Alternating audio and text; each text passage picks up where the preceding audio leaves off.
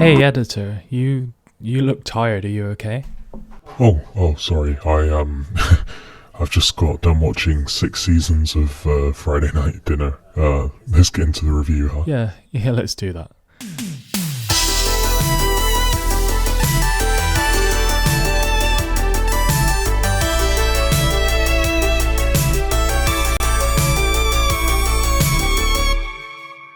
Friday Night Dinner is a British sitcom which ran on Channel 4 from February 2011 to May 2020.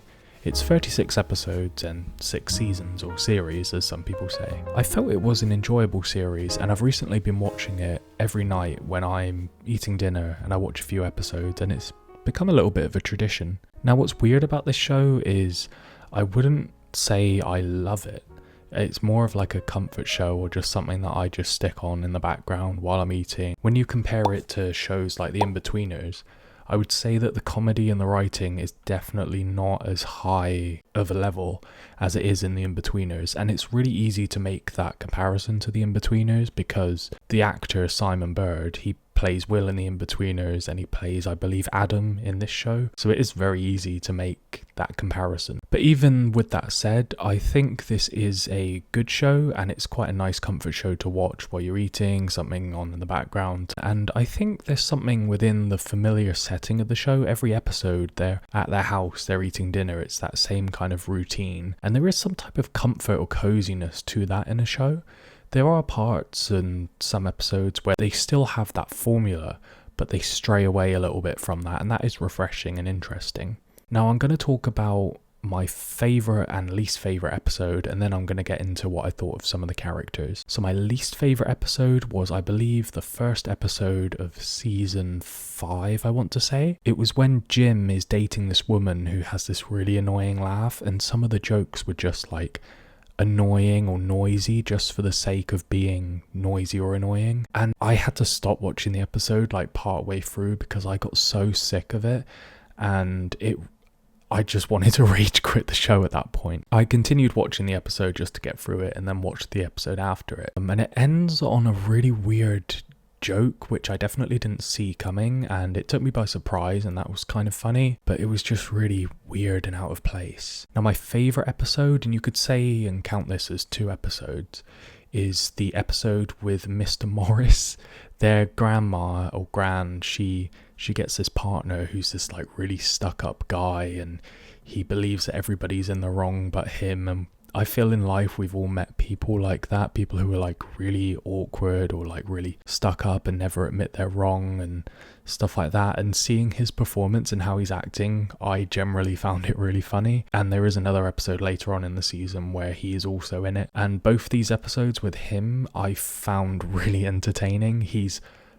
He's annoying and unlikable, but you like to hate this character, if that makes sense. And seeing just really rude characters acting rude and having like no remorse and like just doing what they want as they will and just being totally oblivious, it is quite funny to watch that, because you meet people like that in real life and you see them and you're like, oh, how can they do that? I'm so like scared of what people think of me sometimes, or worried I'm going to upset or offend people. And it's interesting seeing these type of characters in a show almost playing out these type of ways that sometimes you wish you could behave or that you never would, and it's just interesting to see. And the comedy in the show and how it slowly builds in that episode as well with him is really funny. So let's get into characters. The first character is going to be the mum. I'm going to put her name on the screen here because I'm not very good with remembering names. Her character was good.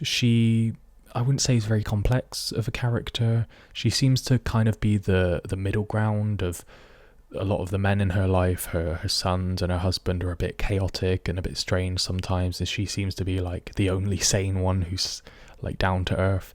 She's a likable character. I can't really say too much else about her, to be honest. Now Jim, the dad character, he is quite funny. He grew on me slowly. At the beginning, I felt that his character was almost a bit too weird and some of the one-liners and jokes were a little bit forced, but he does gradually grow on you and you get to know a lot of like his ways and predict how he's gonna act, and seeing it play out can be quite funny sometimes. It does become a little bit formulaic where he is trying to hide something or do something and not tell his wife Jackie, But the thing is, this happens in so many episodes, and it's almost like the same formula, but it's just played out with slightly different aspects. So, for example, he might be hiding some comic books or books in general in one episode, and then in an episode after that he's trying to hide something different. It's the exact same concept, just a different item, if that makes sense. And when you begin to notice that, it does become a little bit repetitive and formulaic. But again, as a comfort show, something that I'm just watching while I'm eating, it's not that big of a complaint. Also, this actor who portrayed this character passed away, and when I was watching the last episode, I got quite emotional, because you realize when in the ending of the show it is quite a happy moment, and knowing that alongside the fact that this actor is no longer with us is really sad. But overall, I think his performance was really good. Adam's character was very similar to Will from The Inbetweeners again, and I know that's something I've mentioned before. He does these kind of mannerisms where he'll say a sarcastic comment and turn his head and say it in like a sarcastic tone. And that is exactly what Will from The Inbetweeners does.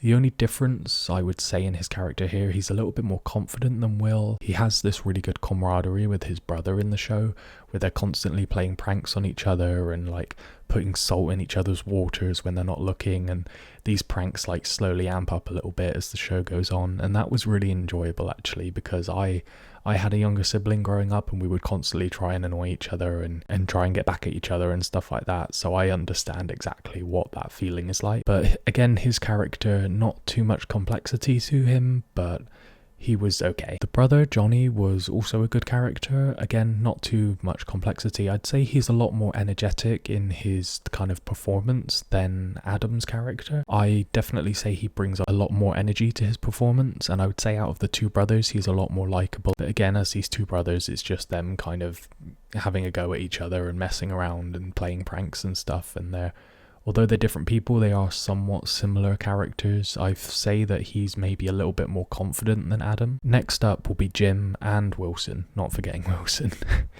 Jim's character is actually really good. I thought his kind of the way of portraying this character and acting was really peculiar, like strange. I'd really love to see him act in something else to see how different he is in real life, but he brings this really like quirky awkwardness to this character, and because he is very strange, but there is a slight believability there. There are some events in the show which are really far-fetched and he does stupid things, and that kind of believability goes out the window. But in general, I did like his character a lot, and sometimes the way that he would take some of the well-known catchphrases from the show, which were quite repetitive, and then he would interpret them quite literally, and that would bring quite a comedic element into the show and slightly change the dynamic. Partway through the show as well, they get rid of Wilson and replace Wilson with another dog. So apparently the dog that portrayed Wilson did not die in real life, and it was written out of the show, which is a strange decision. I definitely feel that I liked the previous dog that was in the show. There was something about how, it's weird to say how well an animal acted, but it would sit there very still and have this really weird blank stare, and it looked like uncomfortable in like a weird way, and it was almost like a really good performance from the dog. So that's a weird decision from the show that I'm just learning about now. So apart from the show sometimes being quite formulaic and sometimes having a few really over the top jokes that kind of pull you out of the believability of it, I'd say overall it's an average show. I'd say it's quite nice to just put on while you're having your own dinner and just watch, and not so much laugh out loud, but just kind of chuckle to yourself a little bit, or just kind of comfort watch. It's that same kind of, they're at their house, they're having dinner, that same formula every time, and there is comfort in that. I'd say it kind of reminded me of like Mrs. Brown's Boys, because they're always in the same house, and I quite like that formula. But I think the only thing that brings this show down is the writing when you compare it to like Inbetweeners and Mrs. Brown's Boys. I found I was laughing a lot more at the jokes in those two other shows compared to this one. But that's not me saying it's terrible. I'd say it's just not up there with the others, but I would still recommend giving it a watch. I hope you guys have enjoyed the video. Remember to like and subscribe to the channel. Until next time.